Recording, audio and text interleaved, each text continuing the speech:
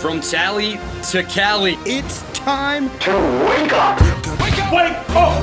Warchant.com is your ultimate Seminole sports source. And this is Wake Up Warchant, presented by Vitamin Energy. The vitamins. The energy. Now here's Warchant.com's Aslan Hajavandi and Corey Clark.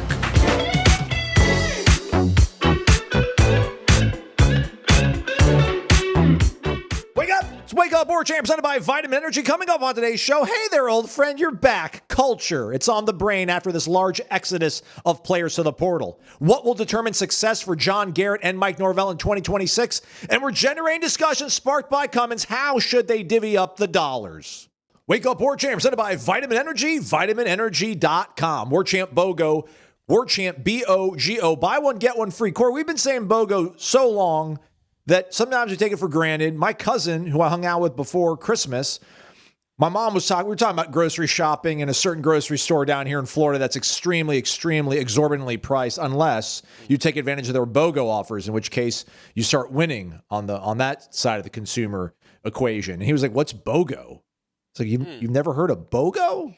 So we're trying to let the masses know. Buy one, get one. Free, that is. VitaminEnergy.com. Shake it, take it. Take those little bottles with you everywhere and anywhere you got to go. Get your energy right, get your mood right, your focus right. It's all in one little bottle. Just shake it and take it. Also, Aslan, you don't want FOMO about missing BOGO. There we go. Yeah.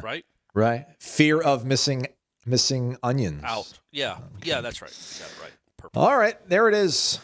And don't forget, everybody, the transfer portal sale still going strong. 50% off an annual membership at warchant.com, plus access to rivals.com. On3's national network. You can read all the message boards, see what everybody else is commiserating about over in their neck of the woods. Auburn, apparently down bad, Corey.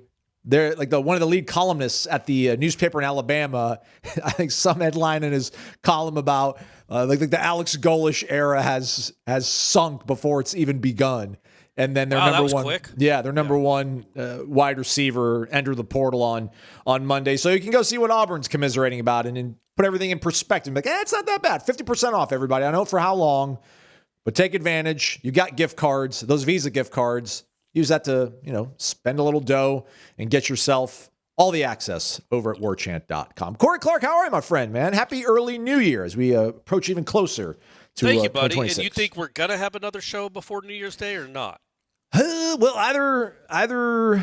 I mean, if we record a show on is the second a Friday or a Thursday? I don't know. Friday, I think. Yeah, I don't know. People would give us a break if we don't record on New Year's Eve or New Year's. Unless something breaks. If something breaks, we're here for it. What's but otherwise, big, though? what are you going to do? It's holidays. What could happen? Like the GM hires happen. It would be if Deuce comes back? Or... I would say Deuce comes back, or if they have an agreement, we get word that obviously it's not official, but they have an agreement on a quarterback, something like that. Something like that, like big portal news, right? Or Malzahn stepping down or something unexpectedly at this point. That something that warrants, or if Florida State's basketball team beats North Carolina tonight.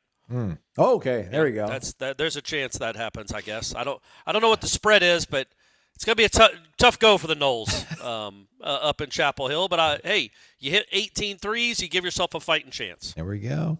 All right, so, with that said, we recorded this before the Hoops game went final. It is the mailbag. Let us begin. No, the Hoops game is Tuesday. Oh, Tuesday, night. Sorry. Yeah. Sorry. I'm saying, like, if they win that game, I got you. Maybe we'll hop back on and do something. Makes sense. All right, we got some similar questions here. So let's start off the mailbag. Don't forget, enter over at warchant.com's Tribal Council. Get your question read.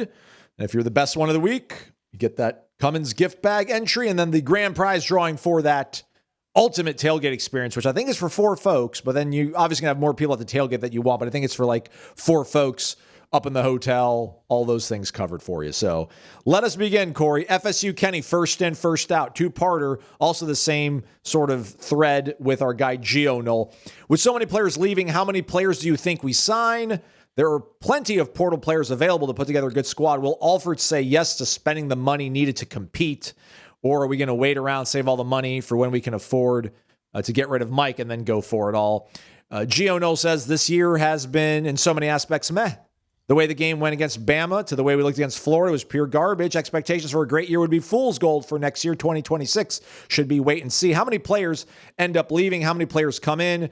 What will the true dynamic between Gus and Mike be? How much money will we spend across the board for great players? Last but not least, when will the players that stay buy into the message that Mike and the other coaches deliver? Happy New Year, fellas. The whole message thing, right? And those are all good questions. They're all fair questions, and it's hard to answer them, right? They're almost like they're unanswerable. I mean, I get, it's not like we know everything, or Lord heaven, I'd be much richer than I am. That implies that I'm rich at all. I would be rich if I knew all the answers. If I'd have known after they beat Alabama, fade them heavy.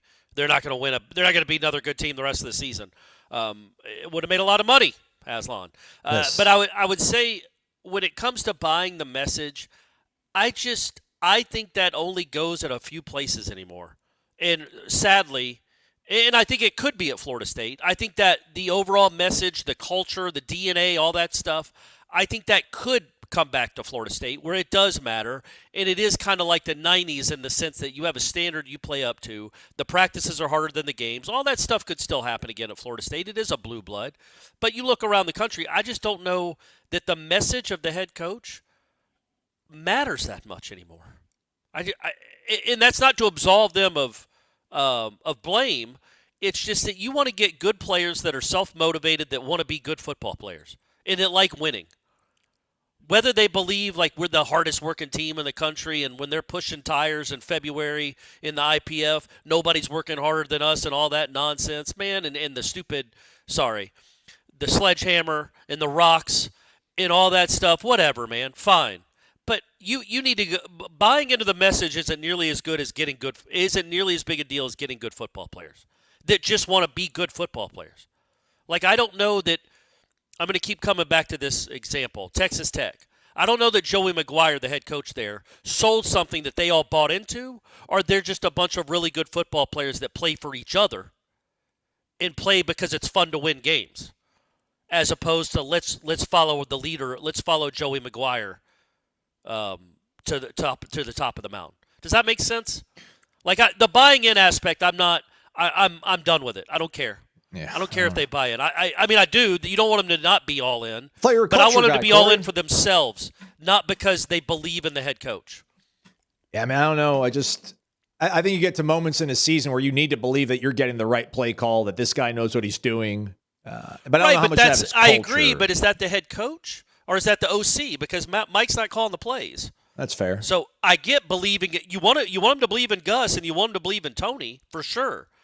The head coach isn't calling plays. So what exactly what message does he have that they're buying into? I would like a more inspirational leader. I don't think Gus is a very inspirational leader. I think maybe Tony White is. Sure. Yeah. And then I don't know, man. Like, I just think Mike, again, this is the weird thing. Like Mike's message I've always found to be unorthodox, and I just did not think it would play well to the elite athlete in the Southeast. But then again, as we mentioned, Jared Verse, Jarian Jones, real dudes, bought into it, played hard for him, believed in him. Jordan Travis, believed in him.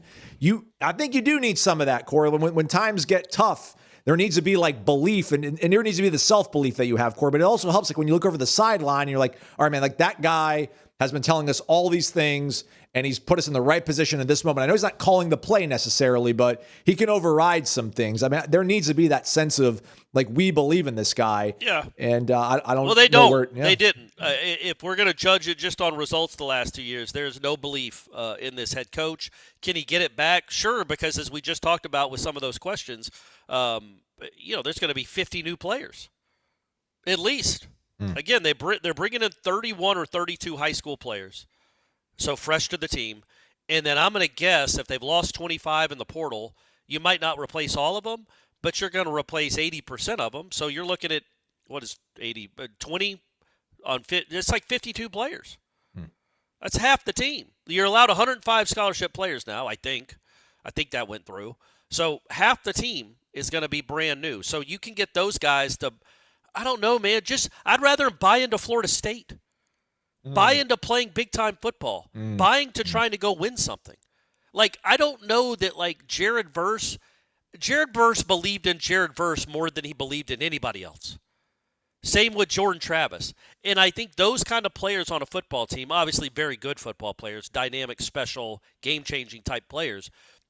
I think the other guys on the team believed in number 5 and number 13 more than they believed in Mike Norvell. Like, it matters more that you're believing in players that go out and do it. Like 55 and 5 and what was Jarian? I don't even remember what 7 number he was. 7? Yeah. And Bethune and guys like that. Believe in those guys. I don't know that they won those games in the fourth quarter in 2023 because they believe so much in the message of the head coach, as they did because they were better football players than the other team. So that's that. Again, I go all in on that. I think it's silly that and it's coming home to roost now for Florida State. But in this day and age, like again, I'll go back to the NFL example. You know, is John Harbaugh's message wearing thin now? Or did Lamar Jackson get hurt for half the season? You know what I mean? Like, right. what is the message there? Or Jim Harbaugh, they're good now, right? The 49ers are – no, he's not the Chargers. 49ers. He's the Chargers. Yeah. Is his message resonating now, or is it just they got good players? I don't know. I just think that the NFL, it's not all on – the connection between the head coach and the players. They're pro players, and they're expected to act like it and play like it and play for their personal pride and because they like to win football games and because they're incredible competitors. To get to the NFL, you have to be an incredible competitor and outwork everyone that's ever been in your life. You are the elite of the elite.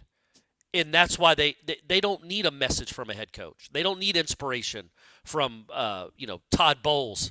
We win this week. We're going to the playoffs, man. And no, man, they want to go to the playoffs because they're pros. And I feel like as we get more into the college football landscape and what this is now, I say that Kiffin just got what he got, Cignetti got what he got, so they'll never learn.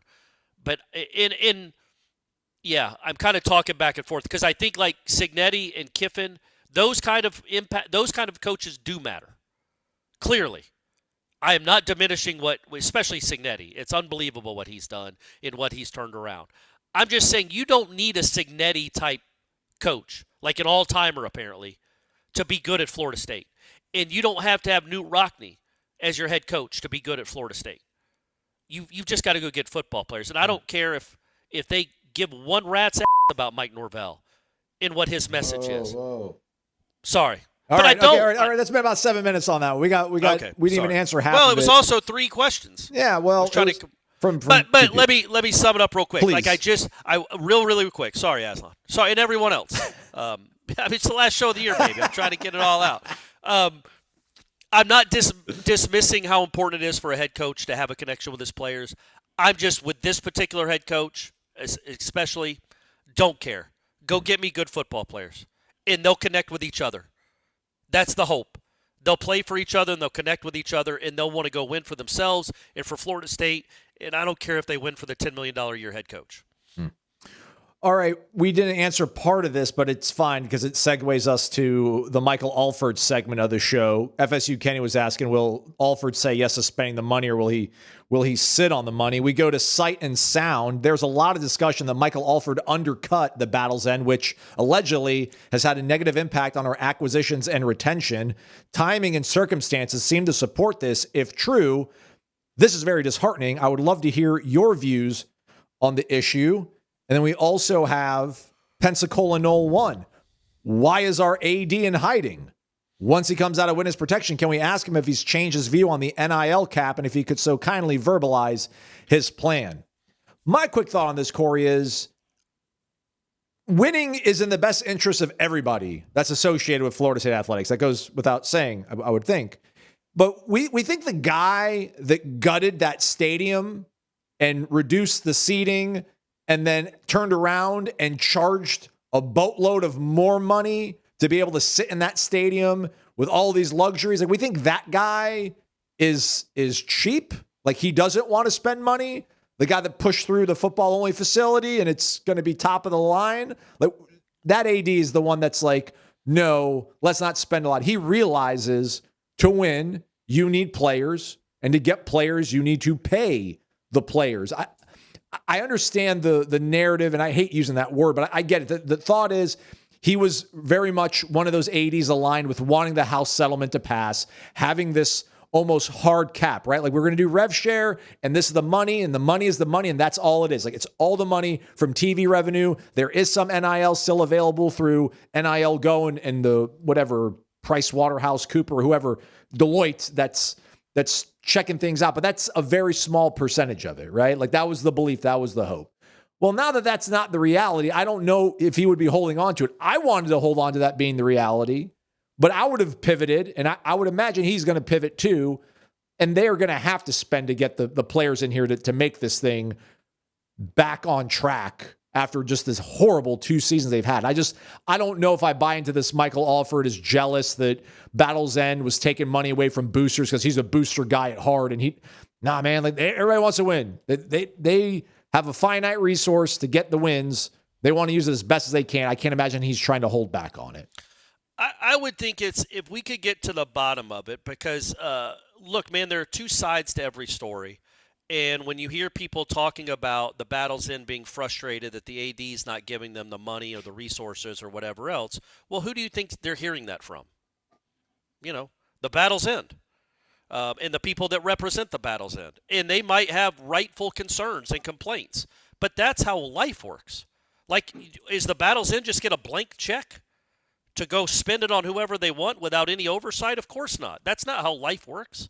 So there is always going to be some pushback and some back and forth when it comes to spending that kind of money, especially when Florida State is so leveraged with the new football facility, the stadium, the renovation, all that stuff. And, again, maybe having to pay a buyout next year, a substantial one, and also having to pay to get out of the conference, possibly.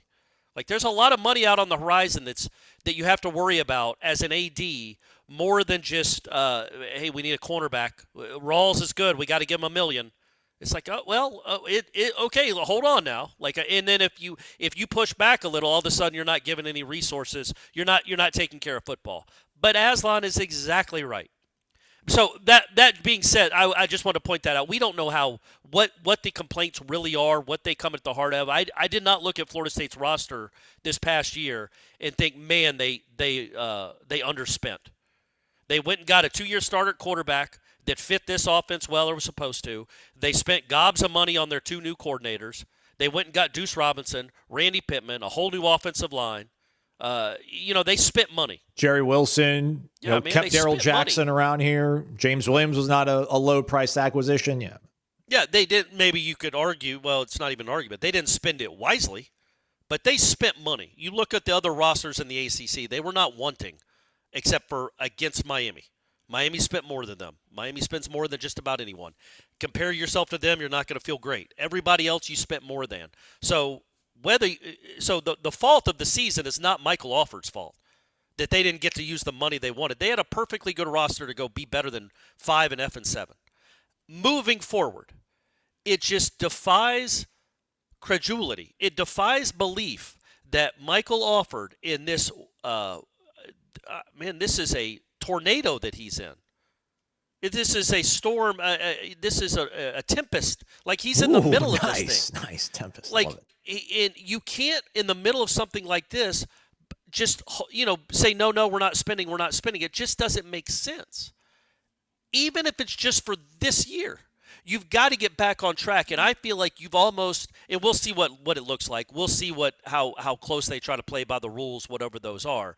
But I would be stunned if Florida State doesn't have the second most expensive roster in the conference and one of the 15 or 18 most expensive rosters in the country.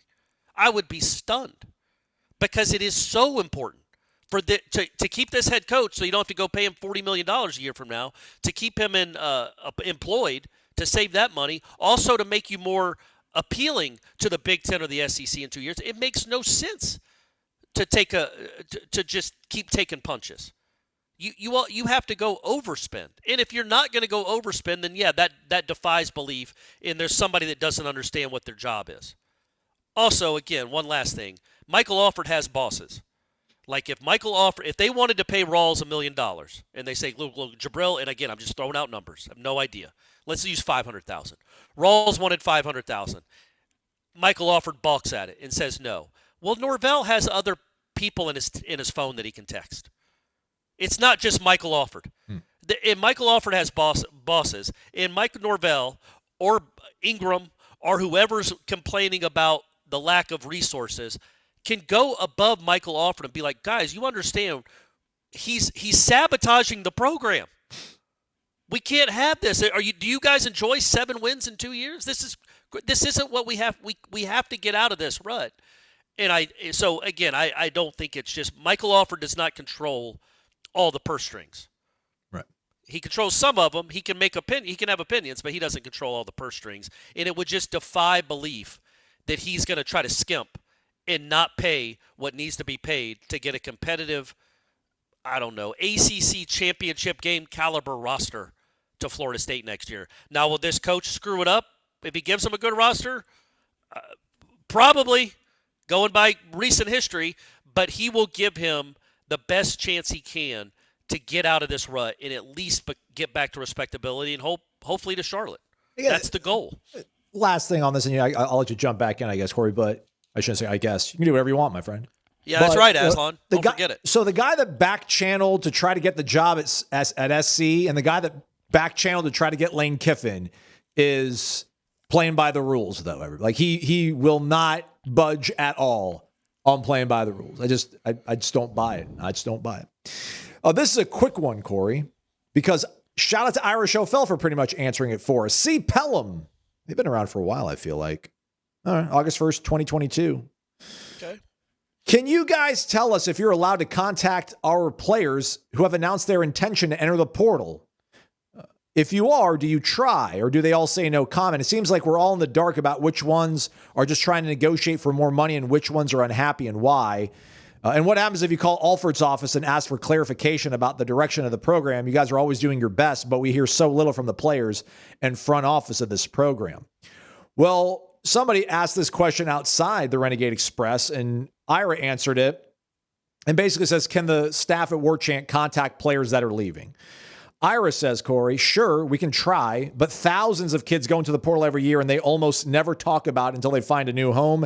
And even when they do, they usually keep it classy. It doesn't do them any good to talk bad about their former school. It's seen as a bad look. I can't remember one kid who has come to FSU from the portal saying anything bad about their former school publicly, even when we know they were not happy there. But sure, we can try.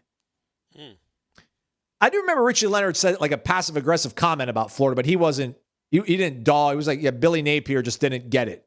But he did mention that he thought that their off-season workouts, he's like, this has been more difficult than the school I was at. Like, we really work hard here. We weren't doing that at my previous school. It's like, oh, shot fired. But yeah, I don't know if somebody was also mentioning in the thread, Corey, like Gene came in and was like, listen, these guys are they're not going to want to talk. It's just not a good idea. They got agents. The agents are going to be like, nope, don't say anything. And then people are like, well, why don't you give them anonymity? And just, I don't know. I guess if we were to go down that aisle, listen, I wouldn't mind trying, but I'd have to DM them, everybody. I would have to DM the player or DM the agent, like, hey, doing something. We're trying to get 6 guys that left Florida State. We were going to keep everything completely anonymous. We just want to ask them like 3 questions about why they left and what their thoughts are. That's it. Probably not going to get a response. If we do get a response, probably going to be like, thank you, but no. I can't imagine how many of them actually would say yes, but I get it. People pay us money to do their bidding. So I don't think it's a terrible idea. I just don't think it'll be fruitful.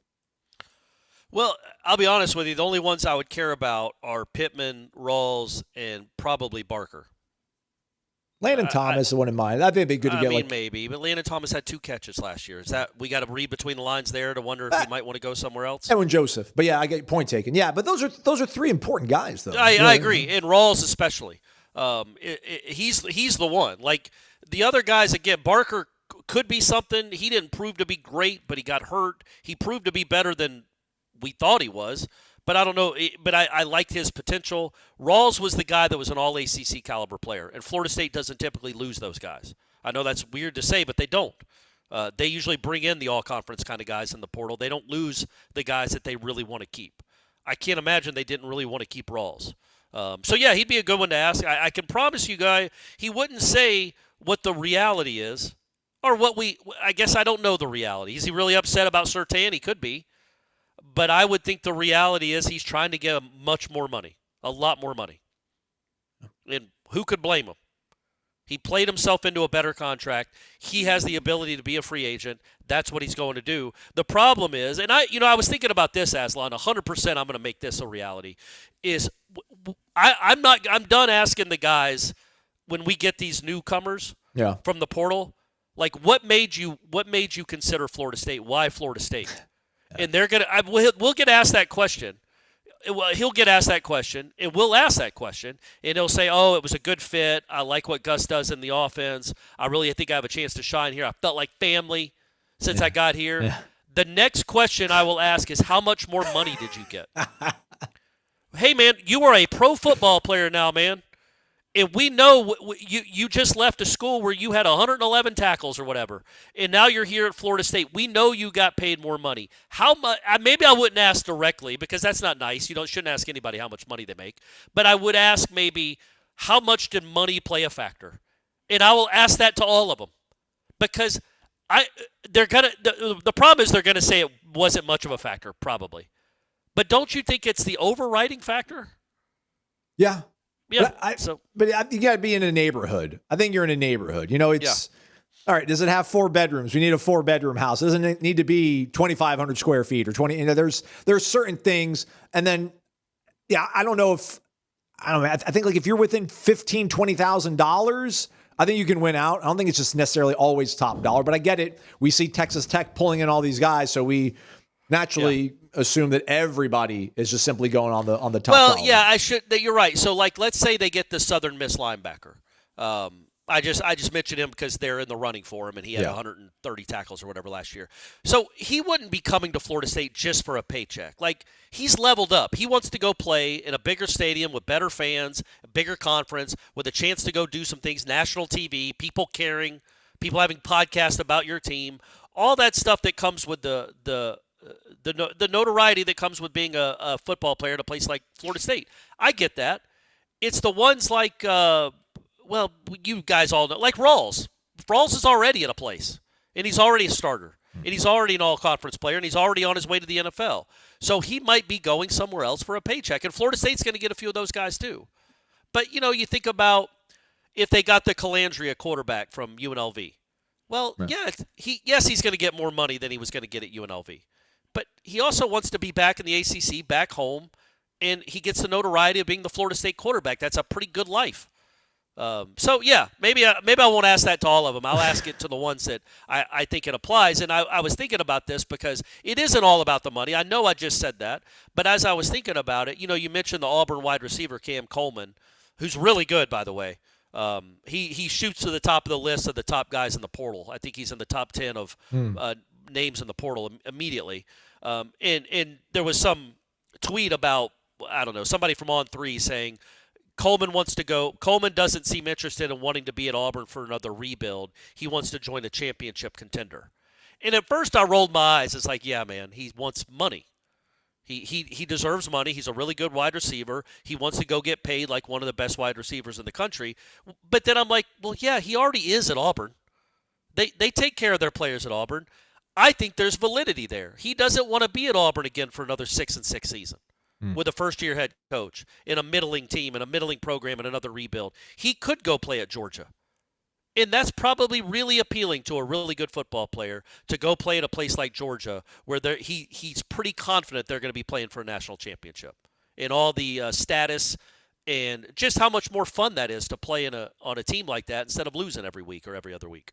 Yeah, I think it's more apparent than we probably realize when it is all about the money, right? Because I think the guy that was number one in the portal, Chaz Coleman, he's a edge from Penn State, and everyone's saying that Ohio State is going to probably be the leader. Well, he's from Warren, Ohio, which is kind of in the Columbus footprint, right? If Florida State if Florida State doesn't get Calandria, let's say Calandria goes to Auburn over Florida State, I think that would be the money. I think you're right. If Sam Levitt goes to Oregon instead of going to Miami, I don't think it's because of the money, man. I don't think Oregon outpaid Miami. I think it's, hey, he's from Oregon. He wants to play. So there are some things, and not just geography. There are some coaches that you feel a better connection with, that have a better track record of success. I mean, again, this kid from Penn State, I think he's had a pretty good career so far. He's shown a lot of flashes. Matt Campbell, new coach. but maybe not with the degree of development that Matt Patricia at Ohio State has. So, like, some of these things can come together more than just the money. But yes, money clearly. Well, and you have to important. be like you said, you have to be in the neighborhood. Yes. If you're in the neighborhood, then it comes down to the other things like connection, like family feel, like getting to the NFL, like going back home. But nobody's going to take like 50% less. Right. But if you're in the neighborhood, and that's where the problem with Florida State is right now, is because you've been so bad the last 2 years, because there is really no belief in this head coach right now, you probably can't just be in the neighborhood. You have to establish a whole new neighborhood. You have to overpay. But if you were in a good place, like you should be in a place like Florida State, you should be like an Ohio State or an Oregon or a Georgia, that you just get in the neighborhood, they're gonna fall all over themselves trying to come play at Florida State, and they would take maybe a bit of a pay cut. Well, you're not getting that now with the big time guys, because they think they're doing you a favor by coming to Florida State. Jermaine Johnson did you a favor by coming to Florida State. Yes. It should be the other way around. Florida State's doing you a favor by allowing you come to showcase your talents at the best program in the country and go chase championships and go play in front of millions of people on TV and the best stadium in the country, all that. You know what I'm saying? Yep. Like Florida State, it should be the other way around. Right now, Florida State is in a rut because of this coach, or just these last 2 years, really, where the really good players, if they come to Florida State, it's like they're doing you a favor. And it should be the other way around. Not to slander our own environment, but it looks like Florida State actually has 3 of the 50 top available players in the portal. Jabril Rawls is 25th best player available. Yeah. And James Williams is 43rd. Javen Boggs, 45th.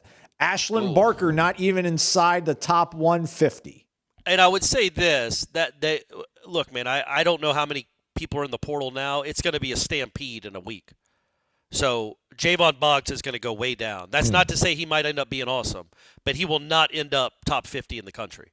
Right. Like there's guys from Georgia, Ohio State, Oregon, Texas Tech. There's going to be guys from all these Miami that are going to be flooding the portal. It's going to knock everybody down.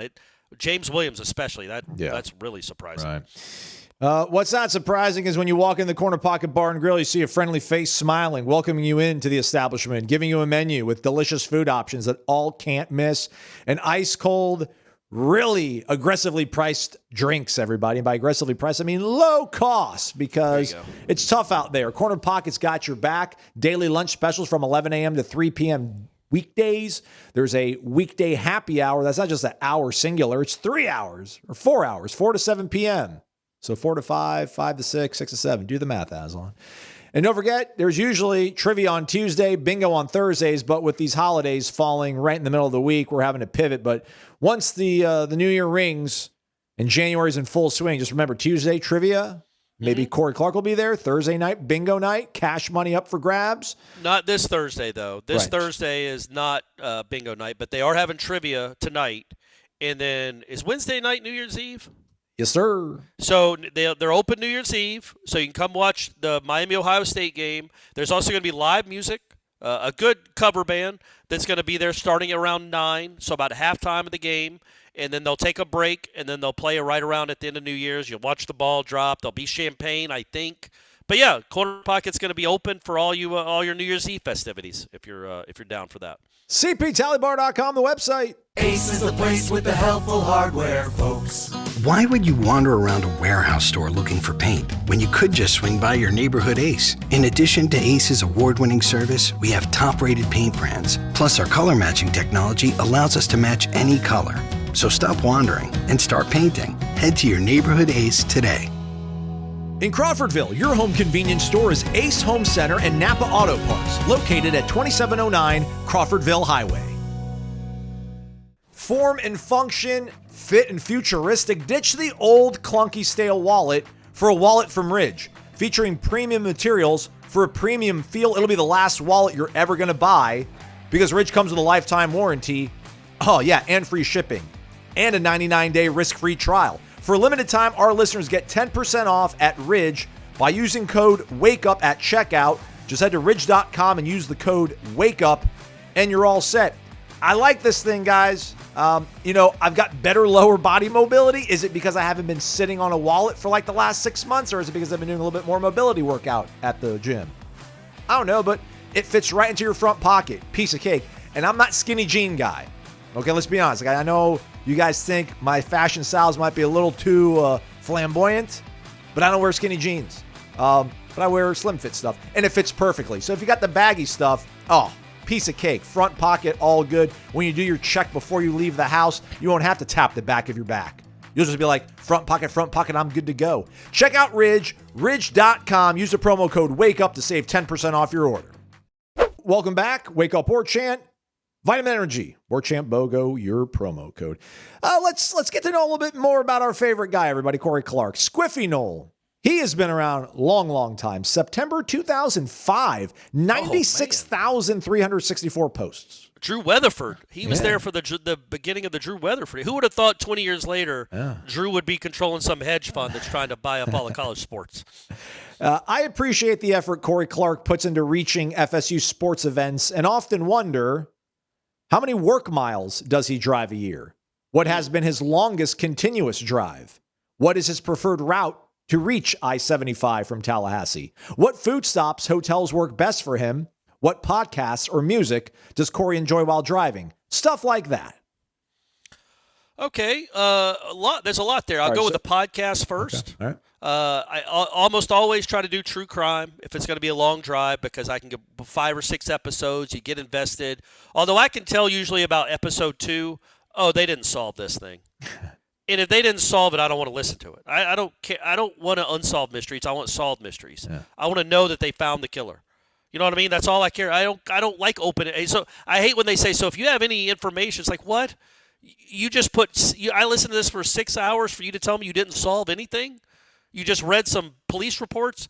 So, but I do, Case File is one that I usually do. That's a true crime one. That's a new story each week, and they're almost always solved. And it's about an hour and a half, which is a good limit. So that's my podcast, though, typically, is true crime. And occasionally I'll listen to, like, movie podcasts, too. I usually go to get to 75. I know this is riveting stuff, everyone. I go up through Thomasville, through Moultrie. Do you take the bypass, or do you stay on 319 all the way through Thomasville? Do you do the bypass? No, I do the bypass. Okay. I do the bypass for sure. And then I started doing that 4 or 5 years ago. It's been a lifesaver. And then I go to Moultrie, and then I take a right to go to Tifton, and I get on 75 at Tifton. Nice. Maybe once out of every 20 trips up to Atlanta, because I do it a lot, folks. I come up to Atlanta 150 times a year. But maybe 1 out of every 10, I'll go kind of the back roads to Cordele and get on the 75 there. But typically I try to get to Tifton. Yeah. And I don't remember what was the other. Here we go. Any food stops or hotels that work best for you? You never stop at a hotel. You keep powering through. No, I always go to Atlanta. In Stephanie's a Hilton member. So anytime we're on a road trip like to Raleigh or Charlottesville, we're staying at whatever the local Hilton is. That could be Hampton Inn too, which they're nice. They're nice enough. Yeah. Hampton Inns are good. Yeah. And then the longest road trip. Probably, I would. It's either Omaha, which I did with you once on the way back. Yep.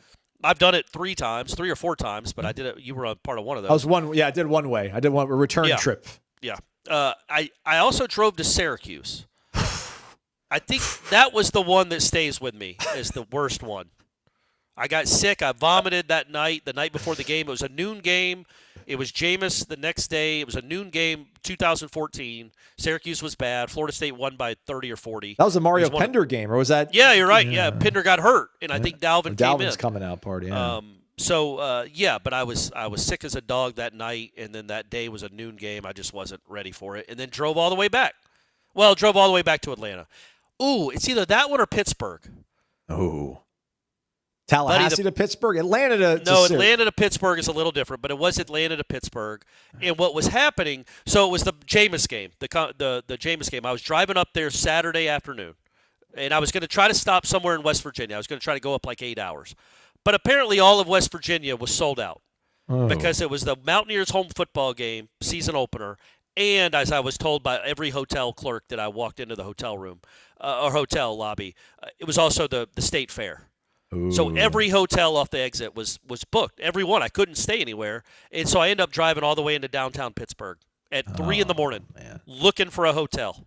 Yikes. Unbelievable. But I got a good one, man. And I can't remember her name. I think her name was Venus. It was some space name. Really nice woman. I get there at 3:30 in the morning. She sees what I look like. I've driven all night. I've really been on the road for 12 hours. And I drive into Pittsburgh, and I'm like, I got to find a place to stay. I have money. And she's like, we're completely booked. And I'm like, you don't have anything? And she goes, I tell you what, we always keep one room open in case like the Sultan of Brunei comes and needs a place to stay. But it's 3:30 in the morning. He's probably not coming, so I'll give you that room. Yeah. And that was very, very sweet of her. And I meant to send her flowers the next week as a token of my appreciation, and I forgot. And she I don't even know if she's alive anymore. It's like Jerry Glanville leaving tickets for Elvis at every game. Why not just give it to somebody else? Like somebody just comes up to the booth looking for a ticket. Just give it to them instead of giving it to Elvis. Yeah, right. And I wonder if every like downtown big time hotel, because this was like a Marriott in downtown Pittsburgh, like all the downtown hotels, I wonder if that's their go-to explanation. Yeah. But also like maybe they do leave a room open in case Leonardo DiCaprio needs a room. Or the owner of the company comes in. So anyway, yeah, those are my those are a few of the Corey Clark moments from driving over the years, and it's been a long 11 years, man, driving back and forth. Syracuse to Atlanta, shortest route, 963 miles, a 14-hour, 50-minute sojourn. Yeah. Let's see what Omaha. I felt all of that.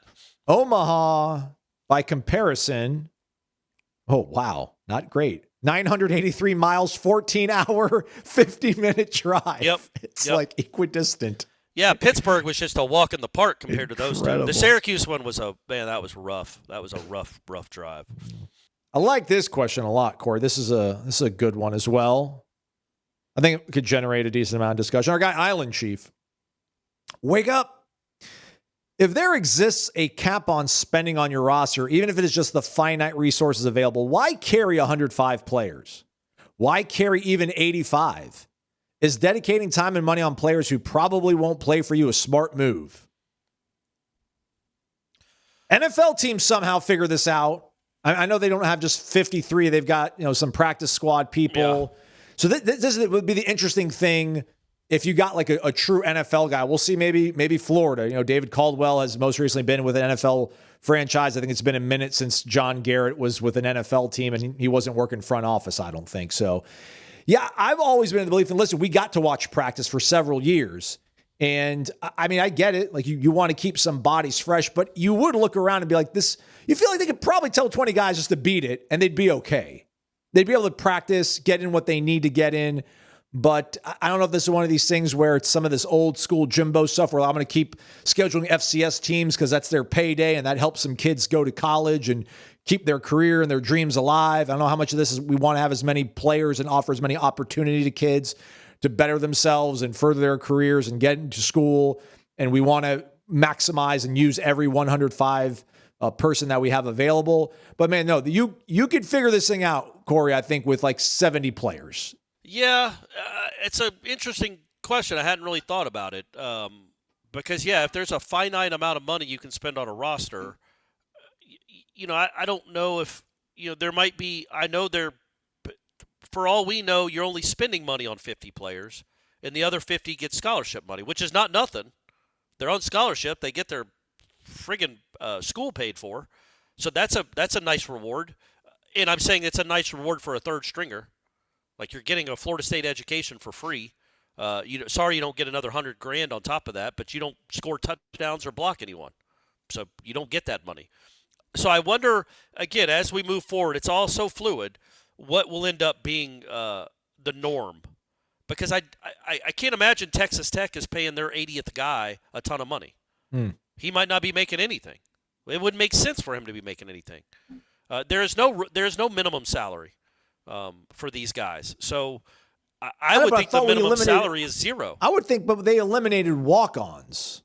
So right, so they all have scholarships. And I would think for 25 or 30% of your roster, that is absolute payment enough. Yeah. But you're getting a $250,000 education for free. There you go. Thanks. Now you're going to be a tackling dummy for the next 4 months, or you're going to have to try to tackle Cromall. Good luck. But, I think that's how that's where it's different than the NFL is mean, you can have 105 guys. Like in the NFL, they're all getting paid. But in college, they don't all have to get paid, and so they probably aren't. I mean, that would be a waste of money to pay a third stringer a hefty sum. But the problem is you do have to recruit, and you don't know that these high school guys that you're bringing in, because you don't evaluate all that well or haven't in the past, you don't know which one's going to be a first-team all-conference and which one's never going to play. So how do you divvy up that money when they're high school seniors? Like, how do you discern this is the guy that's going to play a lot in 2026, so we're going to give him this much money, and this guy isn't going to pay at all, so we're going to give him this much? At some point, it all has to become incentive-based and production-based. But for now, that's a really good question, because these guys didn't come for free, most of them, I wouldn't think. The guys that you care about anyway, you're paying these high school recruits to come in, and the problem is a lot of them aren't going to earn their money. But you want them on campus to see if they can develop, so then next year, the year after that, you can pay them a hefty sum because they have earned their place. Like a Jabril Rawls. He didn't earn his money 2 years ago. Well, he earned it this year. So I don't know. It's an answer that I don't have.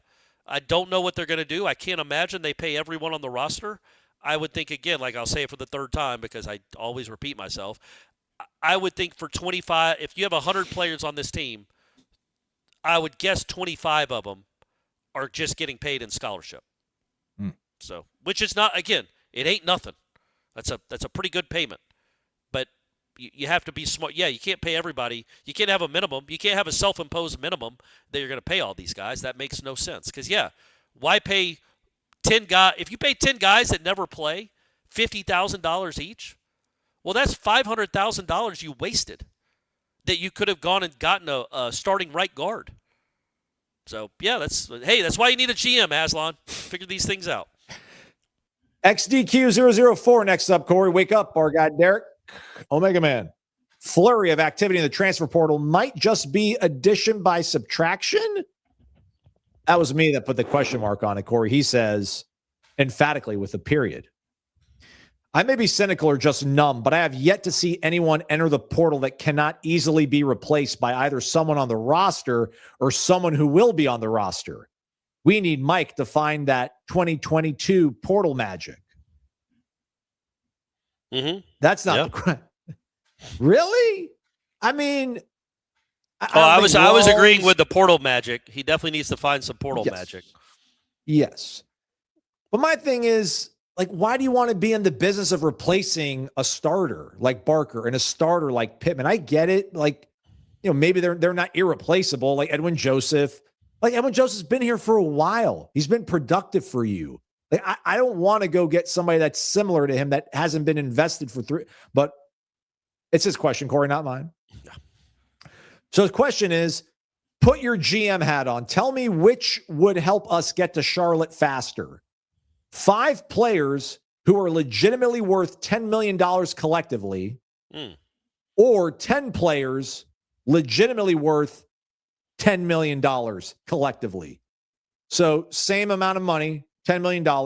You're getting 5 dudes who are legitimately worth that $10 million, or you're getting the 10 dudes who are legitimately worth $10 million collectively. And this exercise, assume this is with that $25 million salary cap, and one player is a quarterback. So I like it, Corey. Oh, sorry. Go ahead, Aslan. Do we have to? No. I like it, Corey. Oh! Look, the camera's on. Wait, push the button, dude. I was trying to do it all, man. Come on, Cummins. I care about you over here. It is generating discussion is sparked by Cummins. Give them a follow on Instagram, Cummins Lifestyle. No space in between those two words. XDQ004 gets entered into a monthly drawing for a Cummins gift bag, which is awesome. But he gets an entry into the end of off-season drawing in August for an ultimate tailgate for you and I think 3 buddies. I should get details on that. But you're going to get a hotel stay. You're going to have an awesome tailgating spot. Probably get set you up with a TV because it's Cummins after all. Portable power, right? You got to be a member of warchant.com. We've got 4 people already entered. XDQ, our latest entry into there. So be a member of warchant.com. 50% off an annual membership right now. Take advantage. So, Corey, there we go. 5 dudes Yeah. or 10 guys. So I let's think that's put what it it comes down to. Let's put it instead of financial terms. Let's say 5 first-team all-conference guys are 10 like third-team / honorable mention guys. What's better? I would think, I'm of the opinion, especially on offense, man, go pay for special. Don't just go pay for decent. Go pay for special because those guys win football games. Guys that have to be double covered, quarterbacks that are just a step above, that is money well spent. And I would rather pay more for a really good quarterback than less for that, get a lesser quarterback but have a better linebacker core. I just would. I just think you want them all. You want to be Ohio State where you have everything, but you're not. So I kind of lean more towards the 5 awesome players. Can your quarterback be so awesome that he overcomes a subpar offensive line, Corey? That's really the question, right? Yeah, I mean, Jordan Travis did it 2 years ago. So yes, the answer is yes. But you got to go have receivers for him to throw to, and maybe a Trey Benson to hand the ball to. But yes, I mean that offensive line came back almost intact in 2024, and without Jordan Travis, looked like the worst unit in the country. With Jordan Travis, it won an ACC championship. It should have been in the playoffs. So yes, I think that.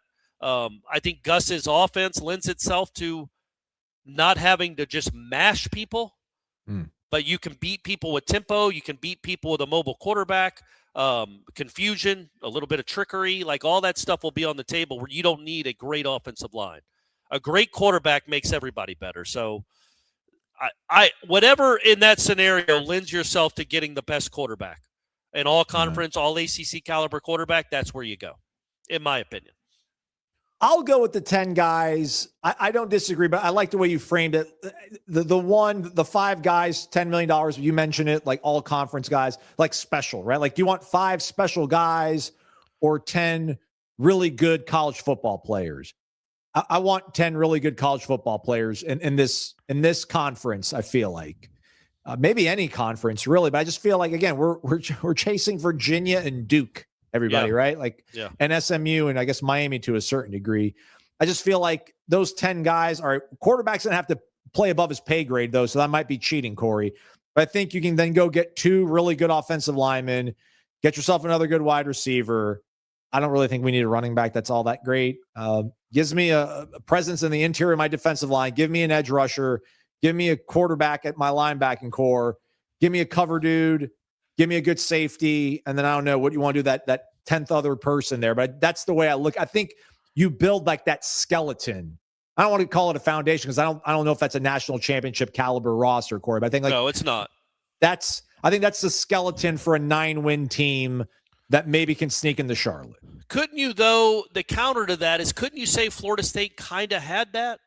I mean, they had an offensive line that was certainly good enough. Pettibone's a really good player. Deuce Robinson's a really good player. Randy Pittman's a good player. Didn't have the edge rusher. Didn't have like a really great quarterback at no, linebacker. You didn't. But you had Darrell Jackson. You had 2 really good corners. I think Earl Little was a all ACC safety. Ashland Barker was a good player too. Like, you had some guys. You didn't have anything special other than Deuce, in my opinion. Maybe Rawls ends up being that guy. But I don't think you had anything special at all, and that includes Darrell Jackson, except for Deuce Robinson.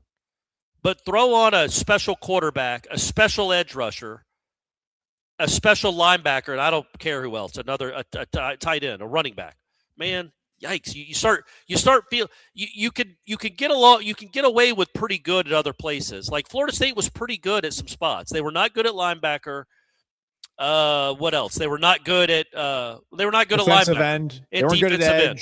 Yeah. And running back, they really weren't that great. Well, but they finished like 18th in the country in rushing. So it wasn't that big a hindrance. If you have a better quarterback, all of those parts work better, and maybe they turn you into a 9-win team.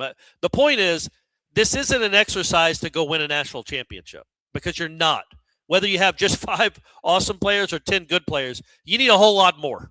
But in this scenario with this thought exercise, I just feel like good isn't good enough when it comes to getting this team back to where it needs to be. You got to go find, like the 2023, You had a special wide receiver, maybe 2.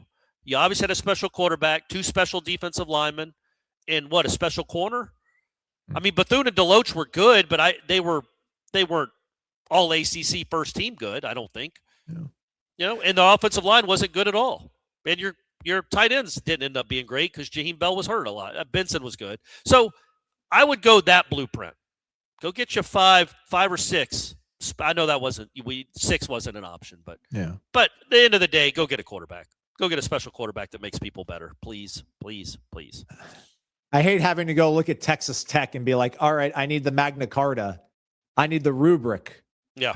But I don't, like Lee Hunter. I don't know if Lee Hunter's special. I think Lee Hunter's a very good college football player. They do have some tight ends, I think, that border on special. David Bailey, the edge they got from Stanford. Yeah. Think he borders on special. I think Hunter's really good, but either way, he's good. Yeah. And that linebacker they've got that was going to maybe be a dark horse candidate. Yeah, he was a former walk-on quarterback. Yeah, so that wasn't a portal addition. That was I don't know what they paid him this year. They probably had to pay him a lot, but it wasn't somebody they went and got off the free agency market. They got Romello Height, who was at Georgia Tech. He started at SC, went to Georgia Tech, was okay, and I don't think they paid a lot for him, but he's played well, so I guess maybe he isn't about. So I think I stick with him. I'm going to stick with my 10 guys. I think. Okay. But again, cheating a little bit. I need my quarterback to probably play above his market value in that scenario. But I think Calandria shouldn't command much more than what you pay Tommy. And then now you'll get 9 more guys that are on par with what Calandria is probably going to be able to provide you, not just a little smidge better. I don't think that's special. I think that's good enough to win this conference. Yeah, I mean, look who won the conference this year. Now, Mintz is a really good quarterback, but that's not a really good football team. No. And Chandler Morris isn't great. He's pretty good, but he's not great. And they were They were in overtime in the ACC championship game. They just finished with 11 wins. It ain't hard to get to that, but you have to get quarterback right. You have to. Florida State in 2026 is not quarterback proof. They need a good one, a really good one, to be competitive and hopefully maybe challenge for an ACC championship. Oh, heaven miracle, but please bring us a trip to Charlotte. It's so hard to get there. What's not hard is to sift through all the information out there on who to turn to for your portable power needs, even home generator backup. Cummins, everybody. Cummins Lifestyle on Instagram. Give it a follow. Check out the show every week. Go on warchant.com Tribal Council. You got a good question. Subscribe. It's 50% off. Fire your question off. You could win the ultimate tailgate experience that's going to be for a Florida State home game in 2026. We'll give it out in April, or August rather. April would be too crazy. Spring football maybe by then, though. Underdog Fantasy Sports. Make picks, win money. Let's go off the CFP path. Arch Manning and Texas taking on Michigan, Corey. It's the Cheez-It Bowl, I think, or maybe not the Pop-Tart Bowl, because BYU won that, and the coach stuffed his face with a bunch of Pop-Tart. I'm going to go higher. I think Arch is going to play nice and loose. 251.5 passing yards. I'm going to take the higher on that. Let's see what's going on with our friends, the ACC champs in Duke. Darian Mensah. Apparently he's going to play. He's slated to play. 230.5 passing yards. I'm going to take the higher, Corey. Jeff Sims, 185. How about 52.5 rushing yards, Corey? Let me get an assist from you. Which one of those? 185.5 passing, 52.5 rushing yardage. Jeff Sims, higher lowers do you like most? The problem is the sacks. But they come into play. If this was the NFL, it would be an easy. I'm still going to say higher. I think the only way they're going to move the ball with any success is for him to run it. Okay. And then how about Diego Pavia? College finale, question mark? 229.5 passing yards against Iowa. Or 1.5 passing touchdown. Is there a total touchdown for him? There is not. Let's do the higher on the touchdowns. Higher on 1.5 passing touchdowns. That is a 9.5 to 1 payout, everybody. Aslan's putting money on that one. You folks can do it yourselves. Just download the app today. Download the Underdog app today. Sign up with promo code WARCHANT to score a $75 in bonus funds when you play your first $5. Underdog, make picks, win money. Underdog Fantasy Sports must be 18 or older, 19 or older in Alabama and Nebraska, 19 or older in Colorado for some games, 21 and older in Arizona, Massachusetts, and Virginia, and present in a state where Underdog Fantasy operates. Terms apply. See assets.underdogfantasy.com/web/play and get terms _DFS_.html for details. Offer not valid in Maryland, Michigan, Ohio, and Pennsylvania. Concerned with your play? Call 1-800-GAMBLER or visit ncpgambling.org. In New York, call the 24/7 Hope line at 1-877-8-HOPE-NY or text HOPE-NY. We're still back. Yeah, we're still going, everybody. It's Wake Up Warchant. It is presented by Vitamin Energy, warchantbogo, your promo code. All right, success, Corey. How will it be determined this coming season, year one of this, I don't know, whatever, Norvell 3.0 or 2.1, whatever we're calling it, with this this new GM? Random_John wants to know. Everyone's focused on who is making decisions. No one is asking this. What is the actual success metric being used internally for Norvell right now? Who defines it? Is it wins, roster retention, portal hit rate, player development, financial efficiency under a soft cap? Because without clearly defined benchmarks before the portal cycle begins, structural changes don't fix anything. It just delays judgment. If those benchmarks do not exist, why hasn't leadership communicated them publicly to stabilize perception with players, donors, and recruits? Strong. Also, similarly in vain, let's get this one. Noli Maximus. It's about time we saw some movement with bringing this new GM roughly 10 days before the transfer portal opens. What does success realistically look like in year one? How should fans and media judge him?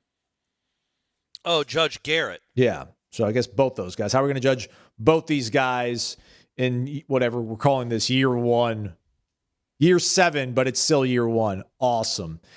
I would just think that we can probably piece together, Corey, like who are going to be their top 10 most paid players. You can't miss on more than one. Right? Like you can't miss, you can't do Squirrel and James Williams, one or the other, right? Like if Squirrel would have been a really good wide receiver, maybe you get enough points to beat like Stanford, or if he's healthy enough to be in your games, or if James Williams is a disruptive enough defensive end, maybe Mason Heinschel isn't so comfortable all day against you. So, I mean, I don't think they did a horrible job in the portal last year. So it is tough, Corey, to determine what success would be this year. It's just they can't miss on two guys that we think are probably taking up one of the 10 most expensive guys that's on your roster. I just think in reality the only metric that matters is wins.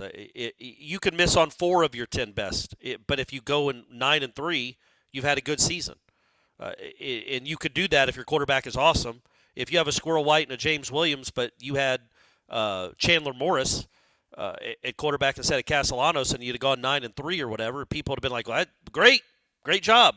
I think that's the only metric that matters. It's the only metric that matters for Norvell, absolutely. For Garrett, it's a little different. I guess the thought is, if we're worried about him, is maybe Norvell gets fired, but he stays. I'm saying if they have another bad year. So how do you measure what he did or judge what he did? Because he might have brought in really good players and Norvell screws it up again. I guess that's a possibility. But I would think they're both, like everybody in football at those levels, they're going to be judged almost strictly on wins and losses. So to answer, it was random_John, right, that asked the first one? Right. So I don't think you can publicly come out and give a benchmark. Certainly not for a GM's role. Like, hey, you better go find us 8 NFL players, or you better go find us 6 guys that become all conference players or whatever. And I don't think you could even go into a season and say, like, definitively to your fan base, it's 9 wins or bust. I don't think you can do that. I don't think that's helpful in any way. I just don't. But you can have it, but I'm not saying that you don't go into the season with that. I'm saying you just don't publicize it. I don't think it does any good to put any extra amount of pressure on players and coaches to, you lose one more, your season, your career's over, you're going to get fired. You don't need to put that out there, but you definitely need to go into this season, if you're Michael Alford, Peter Collins, and everybody in between, having a real a benchmark isn't even the right word, like a real bottom line of what does he have to do to keep his job? Is it a win number? Is it strictly a win number? Is it a win number plus, develop 8 high school recruits into really good players? Show some real promise heading to next season. I don't know, but I would think it mostly just comes down to wins, and they need to know what that number is. If it's a number or if it's a way it looks, I don't care. They need to know what that is before August 30th. I feel like this past year they were caught so blindsided by what happened from Virginia on that they didn't have any plans in place to change anything. They can't go into this thing again completely blind to the possibility that they might not be any good again. And what are we going to do if they're not any good? What are we going to do if it completely goes off the rails? What are we going to do if it's 7-5? What are we going to do? Have a plan. So I know that doesn't answer the question, but I would think they have to have at some point you have to have a number, and it's got to be, hey, how about stopping all the losses? Do you think anyone knows, though, Corey? I mean, not even so much like the 10 most well-heeled boosters. Do you think Mike knows? Like do you think Michael Alford knows like what the bottom line is that they need to have done? And do you think Mike Norvell knows? I mean, he'll be asked something similar to that, but, at ACC kickoff, probably when we speak to him after a tour of duty, just like what needs to be done. It's got to win, right? Like do you think there is an articulated benchmark that somebody knows that's involved in this process? But I don't even know. Like, how could you articulate it, right? Like, all right, go 8-4. But what if you lose 3 in a row, right? Like, what if you start 5-0, you lose 3 in a row, and then you go 3-1 down the stretch, but you lose to the Gators or something at home? Like, I don't know. That's 8-4. That's kind of gross, I think. But hey, that's 3 more wins than last year. That's growth. And what if they were close losses again, right? These crazy bounces. Yeah. We got to be past that. I mean, that's exactly right. That's why I almost don't even want it to be a number. Like, obviously, if they get to 10, that's fine. But I don't care if they go 7. To me, 7-5 is the same as 5-7. It's mediocre, bull blank. And I'm tired of it. Messing around with 5, 6, 7 losses a year sucks. In this conference, it's inexcusable. And it's been 4 of the last 6 years. So as you move forward, I want to see a trajectory where you see a really good team. Like that's 9 wins, 10 wins. You might lose a couple games really unluckily, but you look at that team and you go, that is a top 12 to top 15 type team that really kind of got unlucky. It is one of the best teams in America. I want to see that. If it's something short of that in year 7, and it's going to be like, well, there's some more building blocks being put in place, I'd be like, yeah, man, it is time. Enough. Like I am it needs to be a big leap. Yes. It needs to be a big leap. I don't need a little small step. I don't need baby steps anymore. This past year was a baby step. They were certainly better than they were the year before, and they were close to having 7 wins. Yeehaw. It needs to be a leap because I look around the country and see a lot of programs taking leaps, and this one is stuck in the mud. And so that's why I don't even know what the number would be. There are obviously numbers that are undeniable, but there's also like, what if they start out 8-1 and they look great, and then they just have a rash of injuries that completely derail the season? Well, that affects the way you judge it, right? You can't just be so steadfast and say, well, he went 8-4, he's done.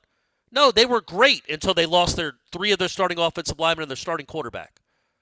So that matters too, right? I think the offensive line would come back to, well, you have not recruited well enough that you don't have the depth there. I would say most teams, if you lose 5, and I'm being hyperbolic. Ohio State lost their starting left tackle. You ain't Ohio State, man. You're not Ohio Florida State, though, man. Come on. Well, I'm saying, Year 7. What are we doing? In this experiment, in this thought exercise, if you're 8-1 at Florida State after what you've been through, and you're number 8 in the country, and you look great, and then in the first quarter of the 10th game, your quarterback breaks his leg. Yes. And then you've already lost 2 or 3 offensive linemen, and you suffer injuries. Like, look, man, that's just the reality of it. It's just the reality of it. Well, backups go in and win some games sometimes too. Backup quarterbacks doing all sure. Right. Tate Rodemaker, dog. Come on. But if you saw a huge leap in those first 9 games. And then there's a realistic reason why you stumbled down the stretch. You just ran you lost a lot of really good players. That does happen. Florida State is not immune to that. Ohio State is probably. Georgia is. Florida State ain't there yet. But if they show real progress of being a very good college football team, then I think you could excuse some late losses if there's a reason for them. Not the nonsense we just watched, but like real injury concerns. And that's all I'm saying. That's a very, that's a hypothetical that probably won't happen. But if it did, I'm just saying some 8-4 seasons aren't all the same. No. But if you like you said, if you start out 5-0 and then you go 1-3 and for no real reason other than you just choke on the road like you always do, then yeah, man, blow it all. Same team mostly, a few nicks and bruises here and there because they all have them. Then yeah, that's all. But I if you short of that, there's no way you keep a guy that went 7-5 or 8-4 in my opinion, unless there is huge trajectory or if Kevin Sperry plays the whole season for some reason and by the end of the year looks awesome. Stuff like that matters too. We're going to get Lagwade? We're going to get Lagwade? Is that what we're saying? We're going to get Napiered? The thing about Lagway, man, and I'm right about this. I'm not. This is not revisionist. I didn't understand it last year. Yeah, you did. I watched that guy in Doak and be like, really? This is the savior? Yeah. This guy? And then obviously I made fun of him for everybody taking a knee and him being stretchered out because of a hamstring pull. That didn't bode. That kind of set the die was cast there, with my opinion on him. But whatever. All right, we're going to keep some questions, and we can maybe put that together with whatever news may or may not break for later in the week. But let's go to these last two, Corey, which are of the same branch. MX Hutso, super active poster on not only warchant.com, but also twitter.com or the Twitter app or the X app. So which is it? Our friend from Utah posits. The massive turnover. Posits. Damn it. Oh. Close. Oh, edit that out, Aslan. So which is it? The massive turnover is a good thing and the staff is cleaning house of dead weight and bad contracts? Or is this the player signaling that there should have been a coaching change?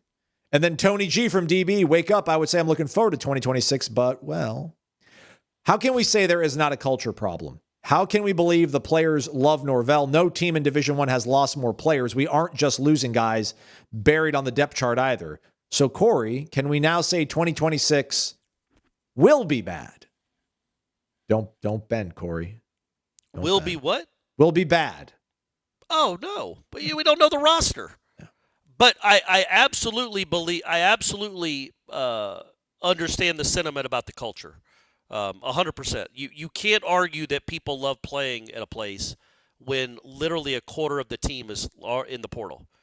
More than that, when they have 90 scholarship guys and they have 25 that are in the portal, that does not speak of a place that's harmonious, that loves playing for this coach and loves playing at this school. And to that point, like good players, man, like 4 really good players. Like, right, Rawls, Pittman, Barker.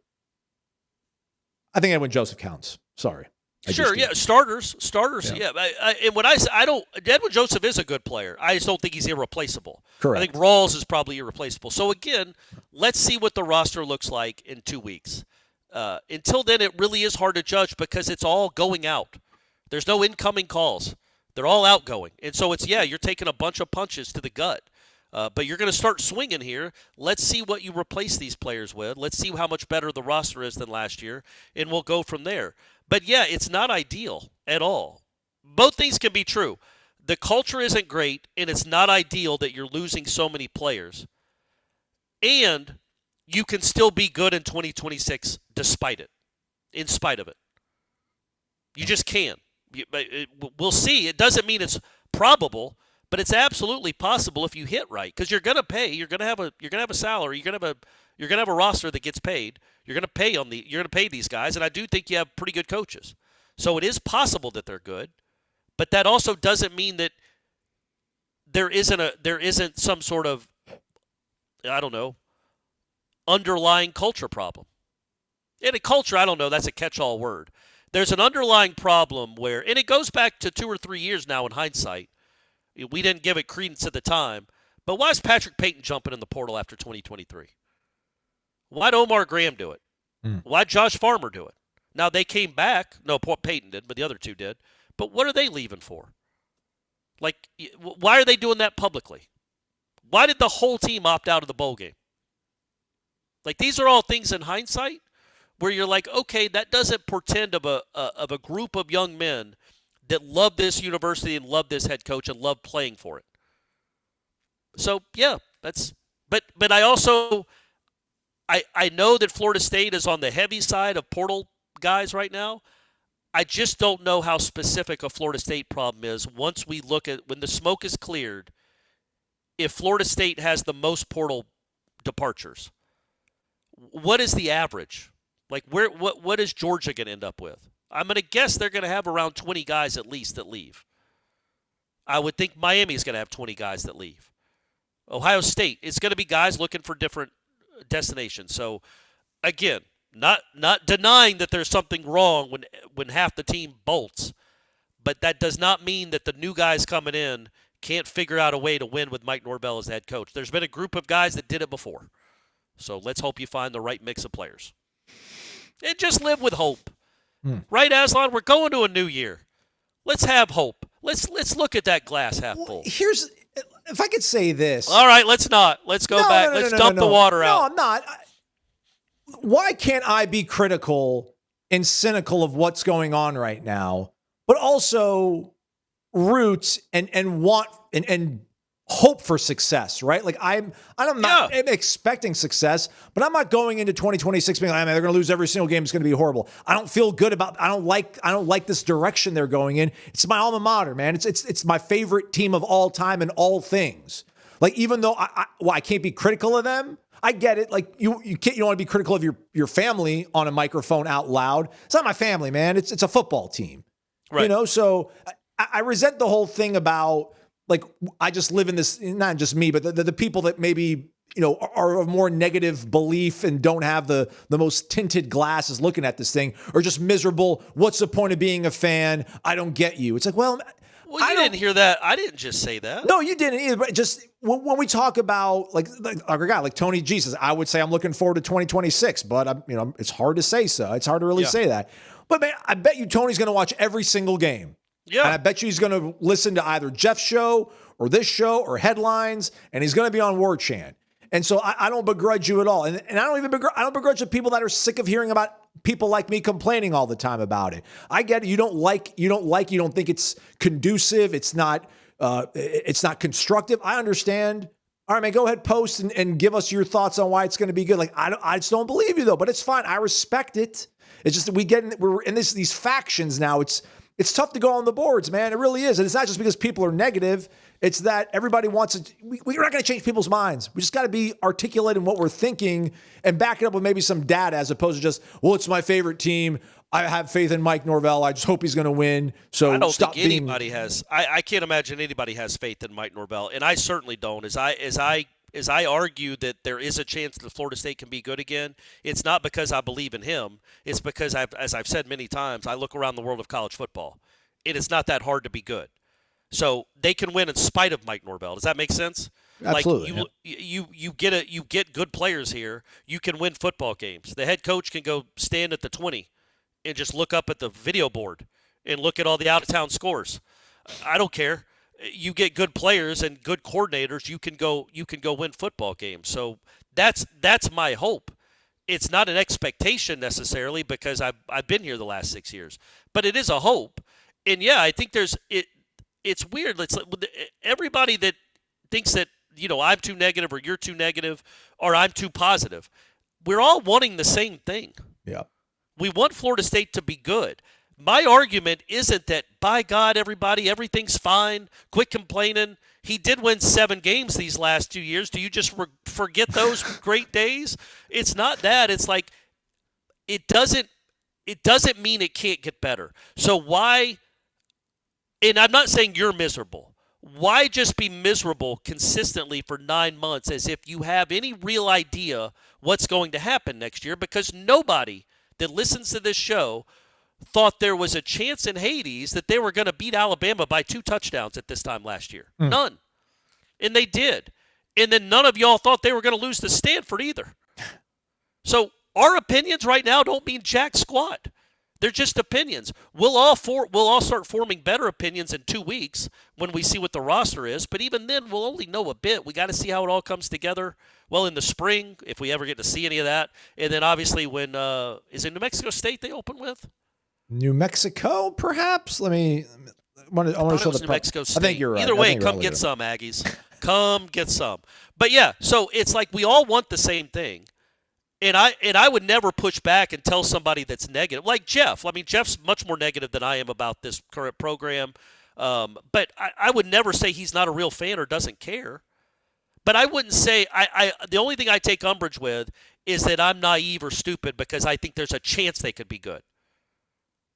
Not because I've seen anything that gives me hope from this staff necessarily, but I have. I mean, he did win a couple. He did have a couple 10-win seasons, and Malzahn and Tony White, I think, are good at what they do. But because I just look around college football, if Virginia and Duke are playing in the ACC championship, you can play in the ACC championship in spite of what you have at head coach. If things break right and you use the money correctly and spend it wisely, and you let Malzahn and Tony White coach, and hopefully they do a better job than they did this past year with better players. All that's a possibility. The Aggies of New Mexico State come to Tallahassee on August 29th. So there we go. See, committed you to got to memory. start off 1-0. Committed to memory. Yep. We don't know game 2 though, right?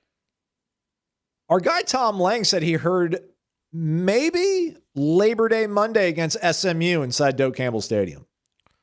Ooh, really? Yeah. Okay. Well, so they get like 8 days off after the so you said they play August 29th, right? Correct. All right. And then Labor Day's that 7th. Ooh, all right. That would be fun. We're just throwing that out there. We don't know if that's true. That's not a great ACC opener. And buddy, Mike, for crying out loud, win the game. Win the game. Don't have Rhett Lashley come in here and beat you around again. It's going to get ugly real quick. You got to assume they're going to beat New Mexico State. Yes. If you beat SMU, all right, man, okay. And then you got to go win on the road somewhere, which who knows if that'll happen. But anyway, the beauty is that it's the beauty of it with all the negativity, which is rightly earned. Again, 7-17. 2 bowls in 6 years is absurd. Absurd. I'm sitting there watching Georgia Southern play. Well, Florida State, I guess, could have played that game on Monday. But watching Georgia Southern earn a bowl bid and Florida State can't is just absurd. But be cynical. Be skeptical. But don't be hopeless because it's not hopeless. Well said. Perfect. Love it. All right, folks. Headlines. It's out there, right? Probably. Actually, were you guys going to release it normal time on a Tuesday? I don't know. It's a good question. So we're recording it on Monday, late afternoon, evening. I would think we should probably release it earlier the better, just because if something breaks, it doesn't get too dated. Yeah. Yeah, it's not dated. So I would maybe we'll get it going at noon. Okay. I mean, sorry, midnight. Okay. We'll drop that thing at midnight. Give some people something to listen in the morning. All right. Going head to head with Wake Up Warchant. I don't know if I like my odds. Sorry. Hey, that's too much Corey Clark. I apologize, everyone. Maybe don't listen to headlines for a day or two. Or I'll just let Jeff and Ira talk.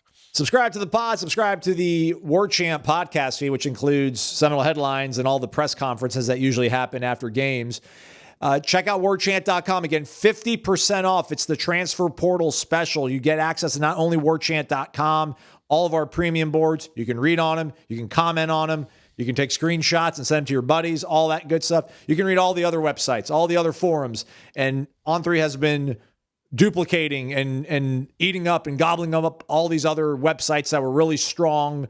It was great this past season, Corey. I feel like every Power 4 team, I was able to reach out to somebody that was like an On3 beat writer for that program. So you get it over the world, man. Yeah, you get all that coverage. So do check it out. We'll see when we speak to you folks next. We'll tentatively plan maybe one final show for the year, but who knows? Just subscribe, and then you'll find out exactly when and where these things drop. They drop Spotify, Apple Podcasts, YouTube. You know how it goes, everybody. He's Corey Maslon. Thanks for listening to Wake Up Warchant, presented by Vitamin Energy. Warchantbogo, your promo code.